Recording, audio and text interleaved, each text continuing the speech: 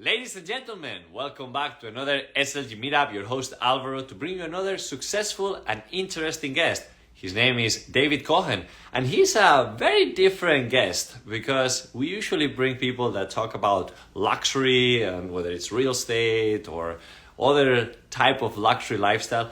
But this individual, he's a creator with over 2 million followers that has been creating some really interesting content. And at the same time, he's been running his consulting firm to help companies to raise capital and to develop some really incredible projects, whether it's building a hotel, starting a restaurant, or many other things. He's been helping along that process. So we're going to talk about how he has been able to grow his social media, generate leads, and also expand the mind and the opportunities through the type of content that he creates. There you go. Bienvenido, my friend. Welcome to the SLG Meetup. I'm glad that this is working and you're coming us live from Mexico City, correct?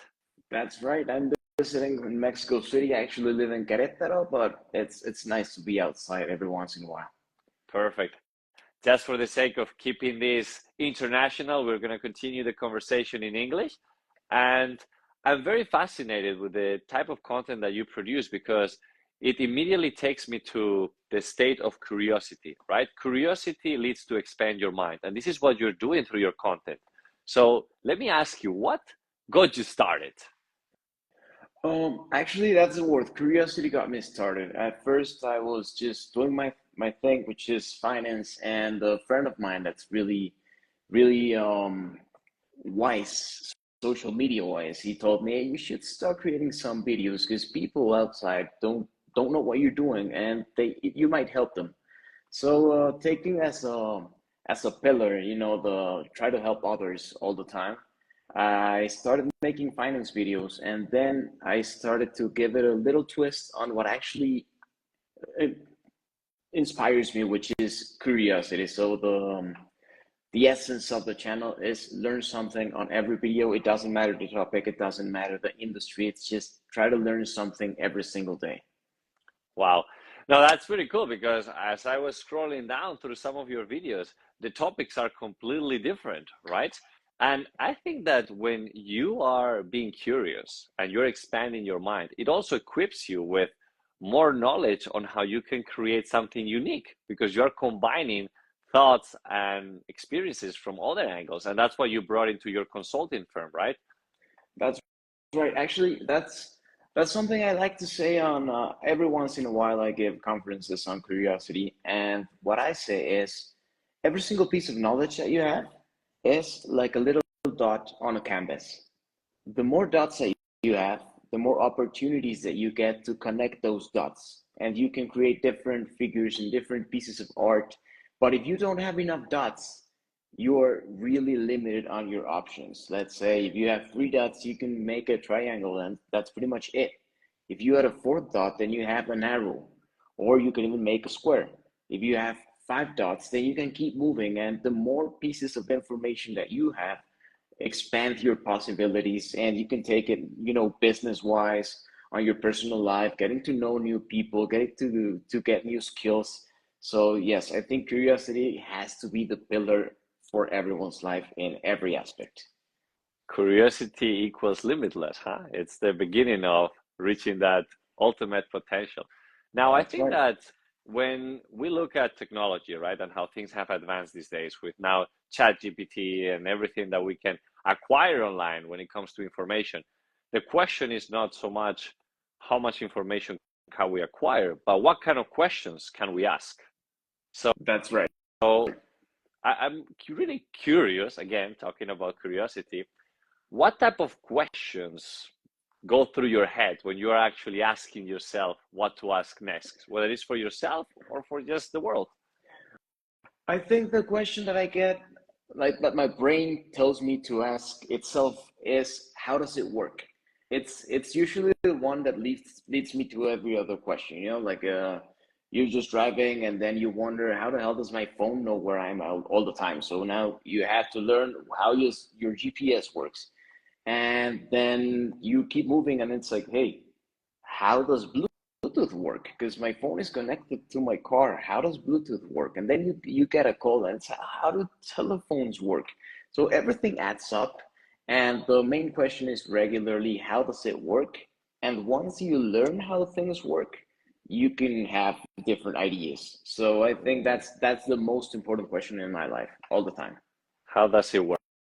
Really good. I mean, to be honest, we come across so many people in life that have been fixated with a path, and they are doing that because that's the blueprint that they were given, and they do things such as A, B, C, and that's it. They just follow that path, but they don't ask themselves the question on how does that work?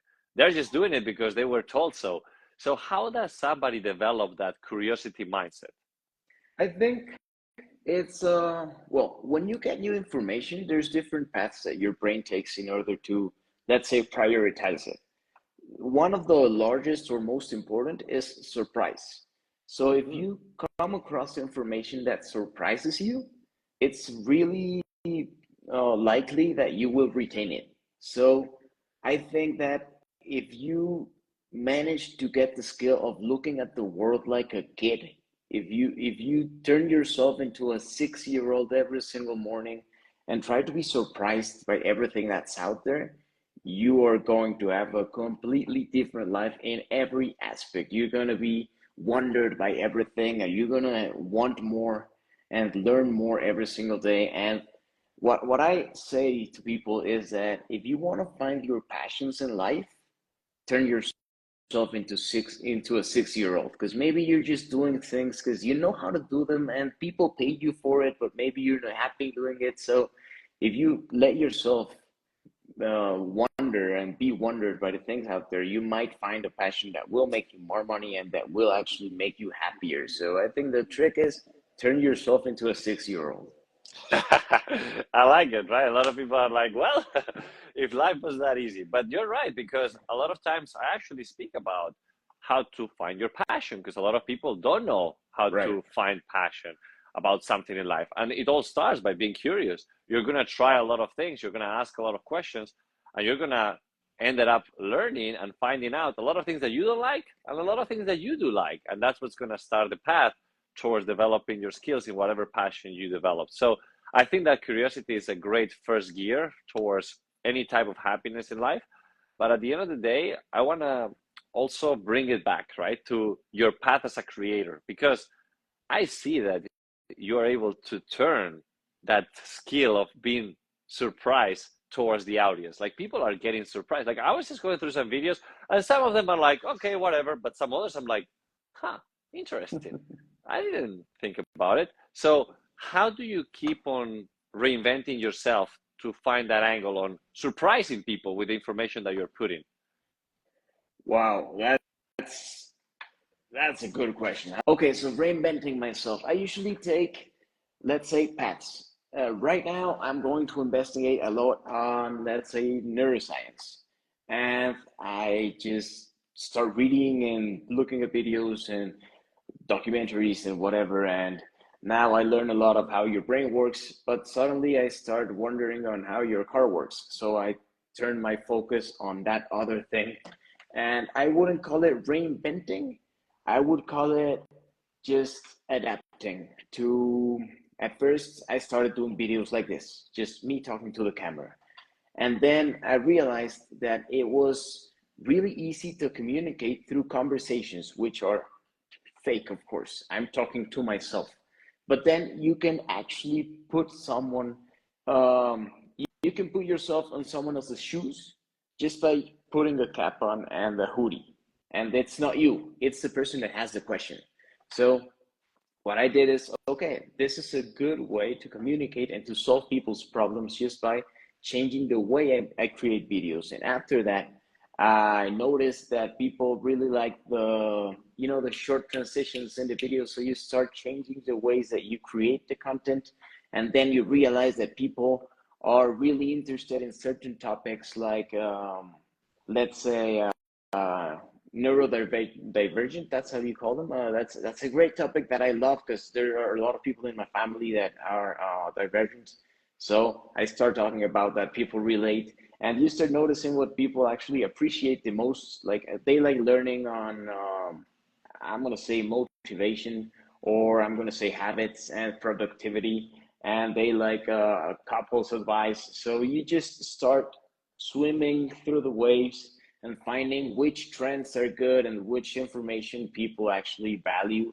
And that's pretty much like social media. You can't be still for a second. You have to be adapting and you have to be moving all the time because it moves with the world and it's a really fast pace.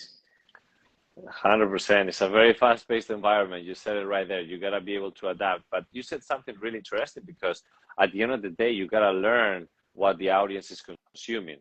And in this case, you gotta put content out there and try. A lot of people try one thing one time, it didn't work, and then they stop. Well, try something else. And then you can start finding slowly what's the niche.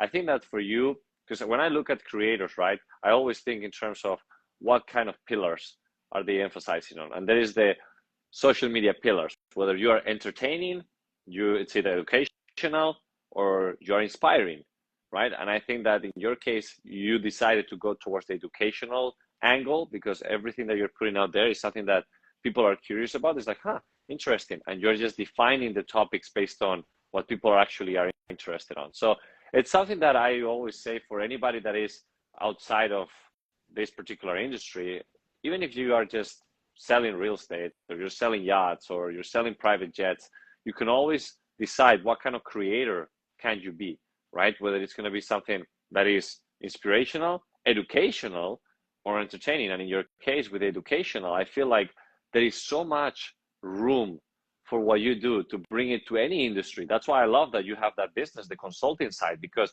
you have a very creative mind. And when I look at a lot of businesses, even business owners, that they don't know what to do to increase their business. Well, have you actually tried to get out of the box and talk about things that people are not used to? Like if you're selling a private jet, you can start asking the questions that people might have that are different. And you create that little scenario of what you do with the content. So I like that, by the way. It's pretty cool. I think that it also keeps your mind fresh and sharp. Thank you. That's right. So That's right. You need to be looking at the world and how it's moving every single day, or else you're gonna fall behind. one thing that I ask myself, and I'm sure, again, a lot of people might be asking themselves, is like, yeah, but so much information, isn't that a lot of it useless? Like the analysis paralysis, I have so much information that I don't even know what to do with it. Like, how do you kind of clean up and make sure that all the information you're acquiring has a purpose? I like a quote that actually only works in English. That's a thing that frustrates me because it doesn't exist in Spanish. And it's this famous quote that says, "Jack of all trades." Mm. And we usually miss um, the real meaning of the quote because the quote is, "Jack of all trades is a master of none, but still always better than a master of one." So that's like the whole quote is, it's the other way around. It's like you don't have to focus in one single thing because if that thing goes wrong, you're out.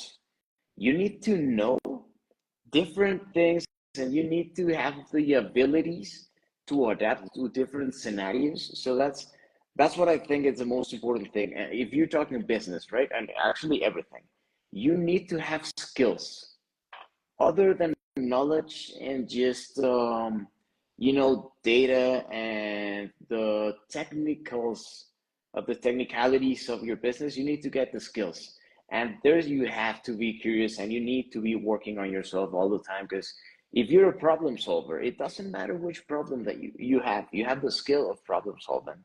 If you are a salesman, a salesperson, you have the skill to sell. It doesn't matter if you're selling pants or you're selling whatever, you have the skill of convincing people. So I think the most important thing on business and curiosity is be curious, but with skills. Then you can be curious in knowledge and general data, but skills are the most important thing that you need to be diverse and robust. I like that, by the way. That's pretty good. I think a lot of people lack on developing the skills after acquiring certain type of knowledge. I mean, being curious is just the first step. Then once you start getting more into that topic, it's about developing skills that will allow you to grow in whatever direction you're deciding to go. So in this case, for example, when I look at a lot of real estate agents, right, within our industry that are stuck with the same thing, and it's about reinventing yourself by asking the questions first with curiosity, and then starting to create content based on that information, which is what you did, and that's how you grew your account. But what was the question will be, what was the most curious thing that you've come across?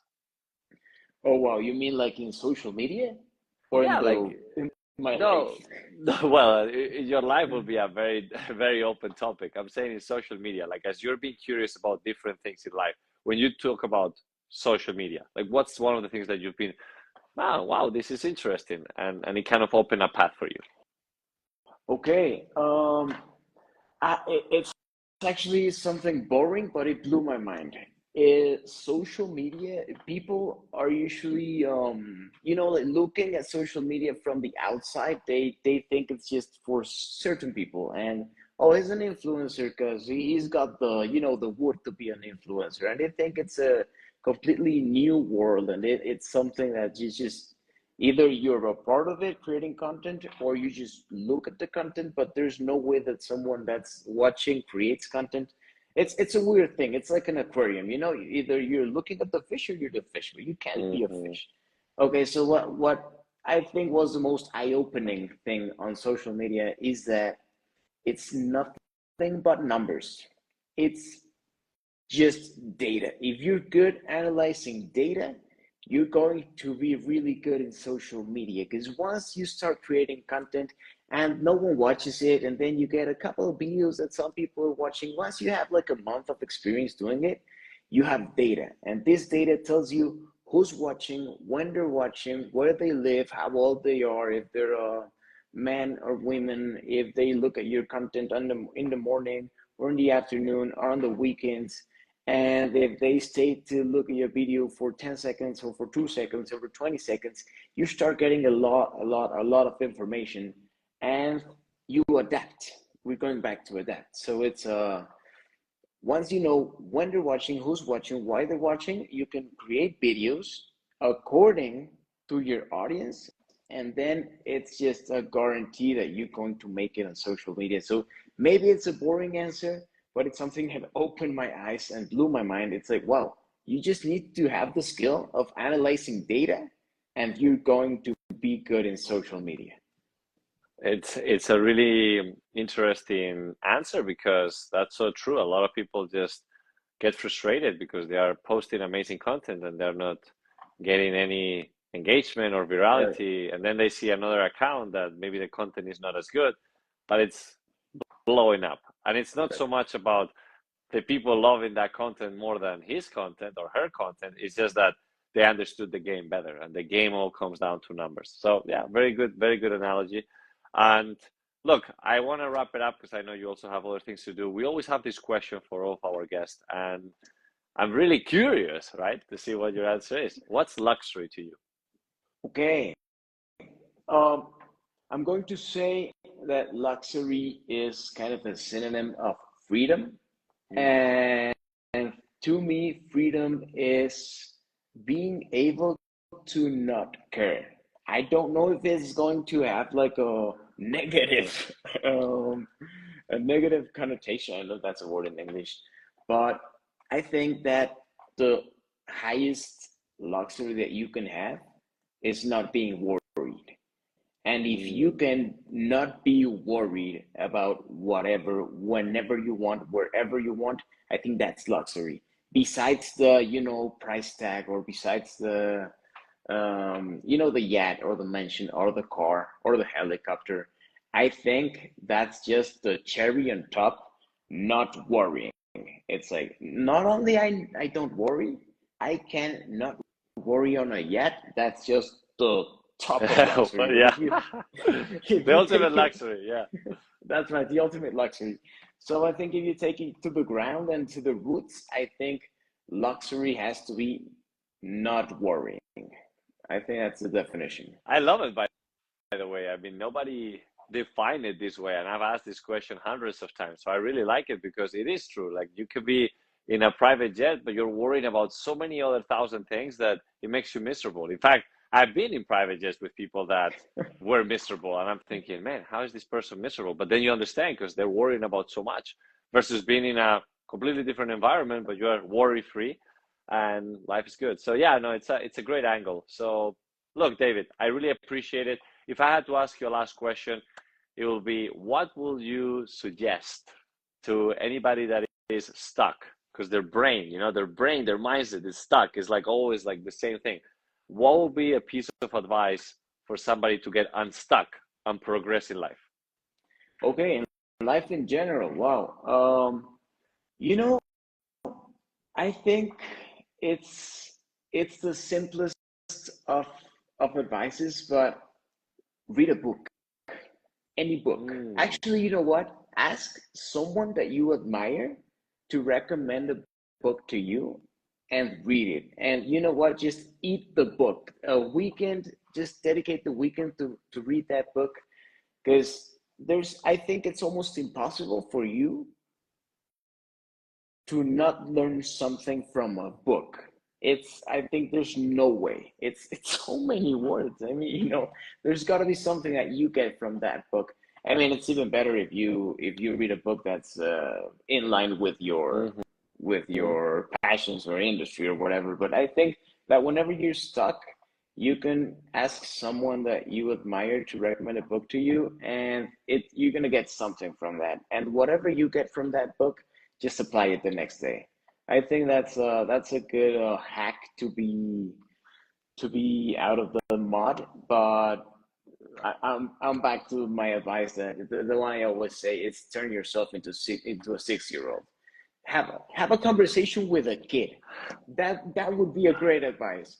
Have a Wow. conversation with a kid and just let him talk or let her talk, and let them do the asking. And whatever they ask you, if you don't know the answer to that question, Google it. And I think that's a good booster. Like get to talk to someone that's really curious and that's really looking at the world like something that's amazing, because it is. And I bet that's going to get your gears going. Wow. I mean, I love those two recommendations. I asked for one, I got doubled. So that's actually very, very powerful. I like those two advices. In fact, I'm going to apply them right away. What's a book that you recommend me? It's Friday. So, hey, the weekend ahead, time to eat a book. You know what? I'm going to give you the best book in the world. It's my favorite book, hands down, I've read. It's not about personal development, it's a novel. I don't know if you like novels. I Okay. absolutely love novels. The name of this book is The Name of the Wind. Okay. The Name of the Wind by Patrick Rothfuss. It's the best book ever written. Well, the second one, it's A Wise Man Fear. That's the best book ever written, but you have to read the first one. So this is a Interesting. great book. Yes. All right. I'll order it right away. And if it's already available on Kindle, I'll have it ready for me. So that's a great advice. And then the second, I'll go ahead and call my niece or any of the kids that are in my family and start listening to the question. So David, that was amazing. I really enjoyed the conversation. So for anybody that is looking to expand their mind or connect or even ask for some advice with your consulting firm, where can they find you best? Social media is the best place always. David Cohen, TikTok, Instagram, Facebook, whichever. Just DM me and we can talk about whatever you want to talk about. And I hope I can help you in some way. All right. Amazing. Well, muchas gracias, my friend. That was a pleasure of a conversation, and I can't wait to see you soon. Gracias, un abrazote. And I hope we can make another one of this where I can control, my internet and my lights. But I really enjoyed this one, and thank you so much as always. Hey, just ask yourself the question: how does it work, right? How you said That's right. before. All right, brother. No, that was Awesome. great. Thank you so much. Nos vemos prontito. Un abrazo. Nos vemos. Bye.